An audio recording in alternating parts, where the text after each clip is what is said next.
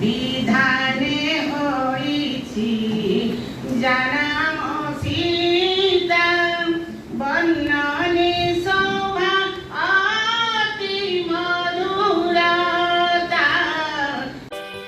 श्री जगन्नाथ कोणार्क और भंज साहित्य पई ओडिशा विश्वस्तर में परिचित। सारा विश्व में आम कवि सम्राट उपेन्द्र भंज परिचित। ओडिसी नृत्य सह भंज साहित्यर निबिड़ संपर्क रही। अंतर्राष्ट्रीय स्तर में ओडिसी नृत्य माध्यम भंज साहित्यर छंद चंपूर परिचय सृष्टि हो पारिछि। केतेक गवेषक उपेन्द्र भंजक साहित्य को शेक्सपियर सह तुलना कर दुखर विषय एते सबु परे भी तांको विषय आम पाखरे किछि तथ्य नाही। तांकर जन्मदिन और श्राद्ध दिवस बाबद निर्दिष्ट तथ्य आमे जानिनु। आज भी एसबु अंधार रही।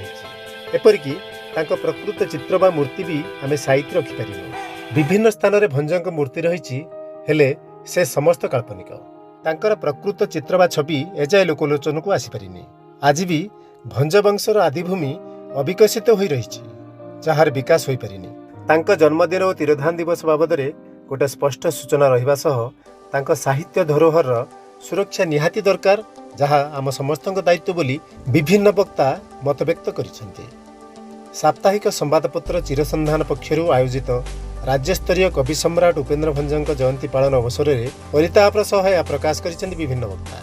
उत्सवर उद्घाटन करी पूर्वतन मंत्री तथा प्रख्यात ओडिया चलचित्र अभिनेता प्रशांत नंद कहिथिले जे आम साहित्य संस्कृति और संपदर आमे संरक्षण करिपारिनु। भंजक जन्मदिन तो दूर कथा, भंज किए आम भितर भी अनेक जानि नथिबे।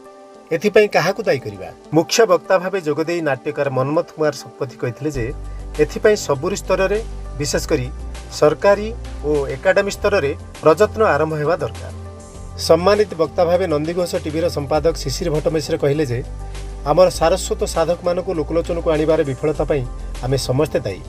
आमर पूर्व गौरव मानक गाथा और कथा को आमे आजिर सोशल मीडिया जुगरे निज निज स्तर में प्रचार प्रसार कराई पारिले सेमानकर प्रचार होई परिबो।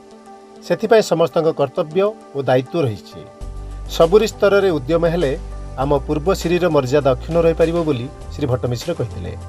सभार प्रारंभ में मंजरी स्वाई भंज कविता गान करथिले। चिरसंधानर संपादक पार्थसारथी अजय बारिक स्वागत भाषण प्रदान करथिले। एही अवसर में 5 जन को संबर्धित करा जायतिला। भंज सम्मान 2023 नंदीघोष टीवी संपादक श्रीजुक्त शिशिर भट्टमिश्र को प्रदान करा जायथिबा बेले साहित्यिक त्रिनाथ नायक को भंज प्रतिभा सम्मान रे सम्मानित करा जायतिला।